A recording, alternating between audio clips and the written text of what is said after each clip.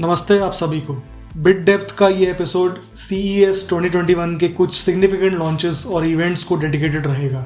इस पार्ट में बात करेंगे कुछ कॉन्सेप्ट्स की और इंटेल, AMD और NVIDIA के कुछ नए लॉन्चेस की। LG ने अपना रोलेबल कॉन्सेप्ट टीज किया इस CES में। LG रोलेबल एक यूनिक रीसाइजेबल स्क्रीन है जो एक फोन फॉर्म फैक्टर से टैबलेट स्क्रीन में एक्सटेंड होती है। LG स्पोक्सपर्सन बोल रहे हैं कि रोलेबल फोन इस साल रिलीज हो सकता है। एक्सप्लोरर प्रोजेक्ट एक्सपेरिमेंट्स के अंदर इस रोलेबल फोन का डेवलपमेंट चालू हुआ था और इन्हीं एक्सपेरिमेंट्स के अंदर हमें LG विंग फोन भी देखने को मिला। LG ने ज़्यादा डिटेल्स शेयर नहीं किए हैं, तो हमें इस साल का वेट करना पड़ेगा इस कॉन्सेप्ट के प्रोडक्शन वर्जन के लिए। LG डिस्प्ले ने एक कन्वर्टेबल टीवी शोकेस किया है जो उसके बेस पर एक बटन दबा के फ्लैट से कर्व डिस्प्ले में कन्वर्ट हो जाता है। मूवीज देखने के लिए फ्लैट कर दें और गेम्स खेलने के लिए कर्व कर दें ज़्यादा इमर्शन के लिए। 48 इंच का ये OLED टीवी 1000 mm के रेडियस तक बेंड हो सकता है। 40 हर्ट्ज से 120 हर्ट्ज का वेरिएबल रिफ्रेश रेट, 1 ms का रिस्पॉन्स टाइम और साउंड के लिए LG अपनी cinematic sound OLED tech use कर रही है, जहां स्क्रीन ही स्पीकर की तरह काम करती है स्क्रीन के पीछे लगे एक्साइटर के थ्रू।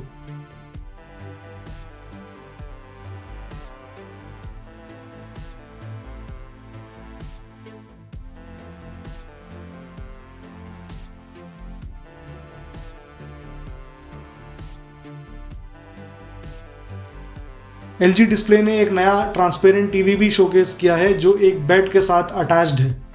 55 इंच का ये ट्रांसपेरेंट OLED डिस्प्ले अलग अलग हाइट्स पर सेट हो सकता है अलग अलग कंटेंट दिखाने के लिए, जैसे आप इस वीडियो में देख रहे होंगे।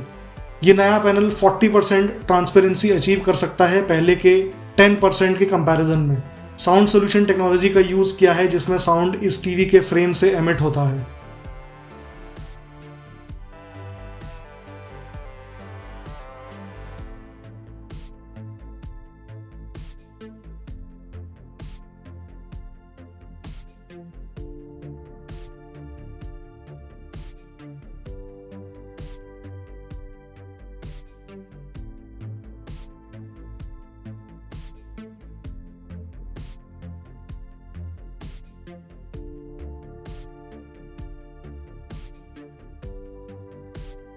इंटेल ने अपने प्रोसेसर्स के लाइनअप में कुछ नए सीरीज ऐड कर दिए हैं। उसमें से पहला है 11th Gen Intel core V Pro series. Intel core V Pro series business laptops के लिए है जिसमें top of the line hardware level security रहेगी, Wi-Fi 6 या 6E, इंटेल की 10 nm सुपरफिन टेक्नोलॉजी आर्किटेक्चर रहेगा और प्रोडक्टिविटी सॉफ्टवेयर में पहले से ज़्यादा फास्ट और रिस्पॉन्सिव रहेंगे।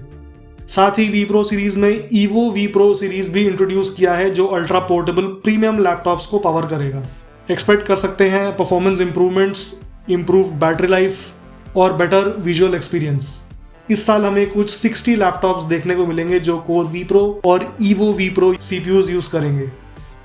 इंटेल ने अपने लाइनअप के एंट्री लेवल N सीरीज के प्रोसेसर्स पेंटियम सिल्वर और सेलेरॉन चिप्स को अपडेट किया है। ये चिप्स स्पेशली स्टूडेंट्स के लिए लैपटॉप्स में रहेंगे, जिसमें इंटेल क्लेम कर रहा है 35% इंप्रूवमेंट लास्ट जेन से और 78% इंप्रूवमेंट UHD इंटीग्रेटेड ग्राफिक्स में। गीगाबिट वाईफाई, फास्टर SSDs, अच्छी battery life, better camera quality, ये सब फीचर्स भी रहेंगे। इनकी range dual core Celeron N4500 से क्वाड कोर N6005 और 3.3 GHz तक क्लॉक स्पीड्स टच करेंगे। इंटेल ने अपने H सीरीज में 3 नए प्रोसेसर्स ऐड किए हैं जो पावर करेंगे अल्ट्रा पोर्टेबल और कुछ एंट्री लेवल गेमिंग लैपटॉप्स को। 35 वॉट TDP के साथ आने वाले tiger lake chips 10 nm based architecture पर रन करेंगे और इंटीग्रेटेड Xe GPU पहले से बेटर परफॉर्म करेगा। Intel core i7-11375H special edition, i7-11370H और i5-11300H तीनों ही 4 कोर 8 थ्रेड्स CPUs हैं। Wi-Fi 6 या 6E, Thunderbolt 4, 3200 MHz DDR4 या 4266 MHz LPDDR4 4x मेमोरी और PCIe Gen 4 का सपोर्ट रहेगा।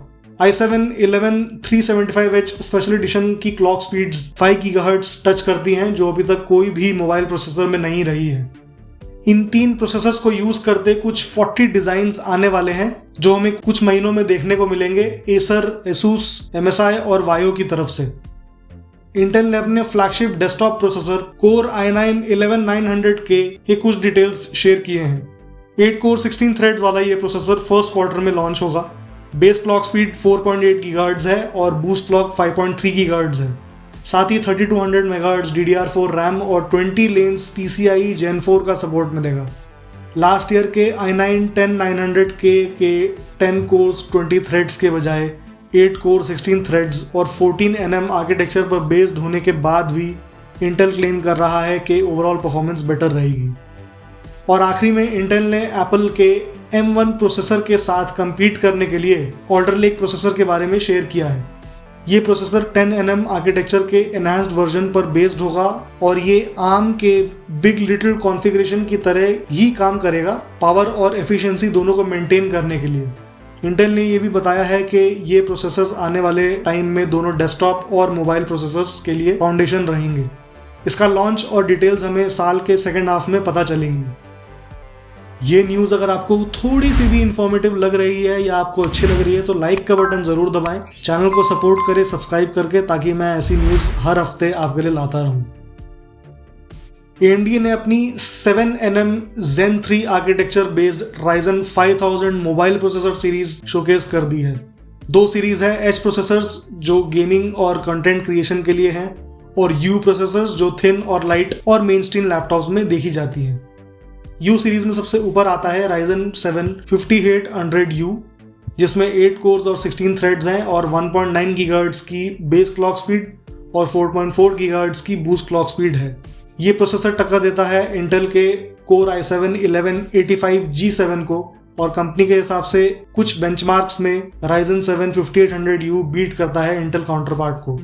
कंपनी ये भी क्लेम कर रही है कि प्रोसेसर 17.5 आवर्स का जनरल बैटरी बैकअप दे सकता है। ये सभी फीचर्स सिर्फ 15 वॉट के TDP में डिलीवर करता है। U सीरीज के 3 प्रोसेसर्स लास्ट जेन Zen 2 बेस्ड हैं, बट वो भी रियल लाइफ में अच्छी परफॉर्मेंस देंगे। बाकी U सीरीज के प्रोसेसर्स और उनके स्पेक्स आपके स्क्रीन पर हैं। AMD के H सीरीज में उनका फ्लैगशिप प्रोसेसर है Ryzen 9 5980HS।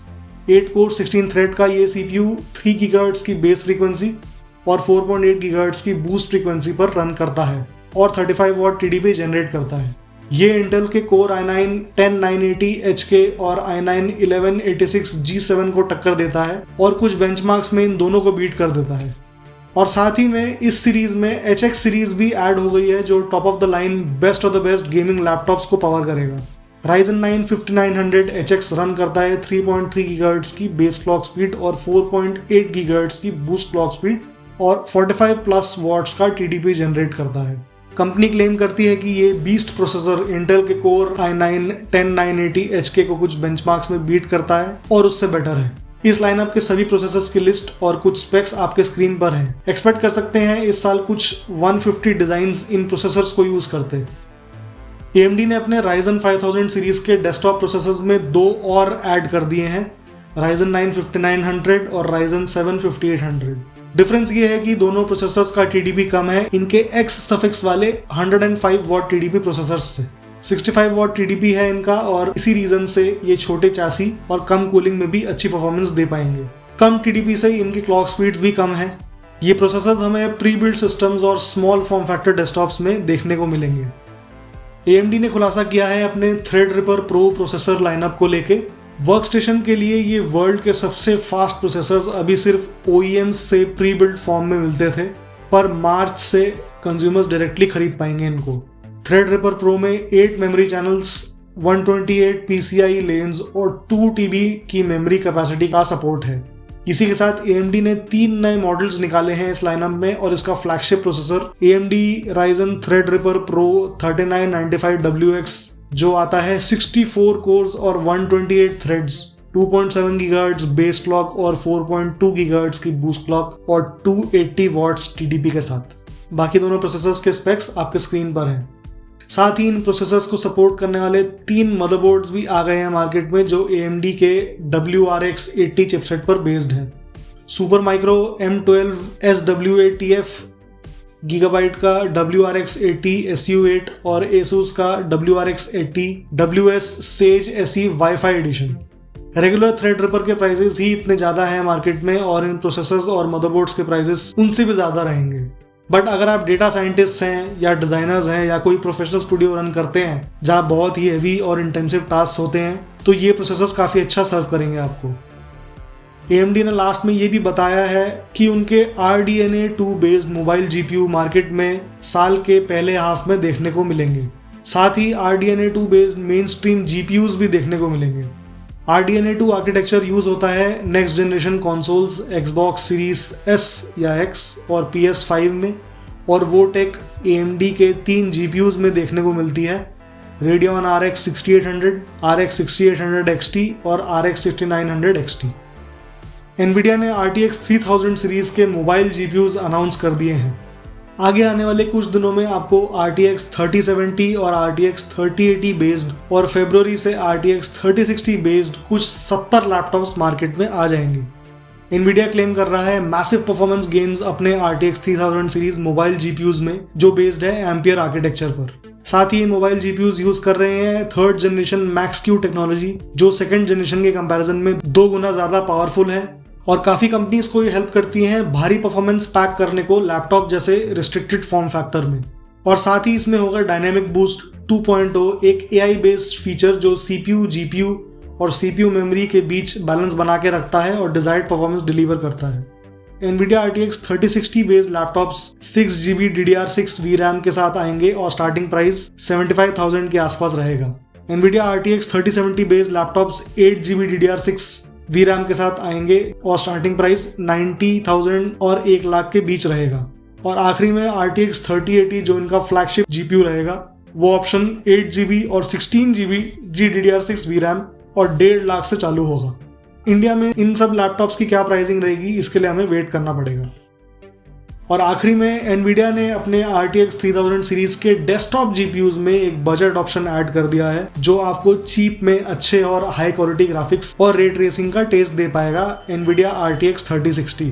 ये कार्ड सेम एम्पियर आर्किटेक्चर पर बेस्ड है जैसे कि इसके बड़े भाई हैं। साथ ही 12GB GDDR6 मेमोरी के साथ आएगा और साथ ही केपेबल होगा रे ट्रेसिंग और DLSS फीचर्स रन करने के लिए। लेट फरवरी में ये मार्केट में अवेलेबल हो जाएगा और प्राइसिंग इसकी 30,000 से चालू होगी। इंडिया में वैसे भी 60 सफिक्स वाले GPUs की सेल अच्छी होती है। एक्सपेक्टेड है कि ये GPU भी अच्छा बिकेगा और काफ़ी यूजर्स के कंप्यूटर्स अपग्रेड करेगा। इसी के साथ CES 2021 स्पेशल एपिसोड 3 का पहला पार्ट यहीं ख़त्म होता है। ये वीडियो अच्छा लगा हो तो लाइक का बटन ज़रूर दबाएं, चैनल को सब्सक्राइब जरूर करें और आपके दोस्तों और फैमिली मेम्बर्स को शेयर करें। मिलते हैं सेकंड पार्ट में जहां बात करेंगे कुछ नए लैपटॉप्स और नोटबुक्स की और कुछ नए मॉनिटर्स की। नमस्ते।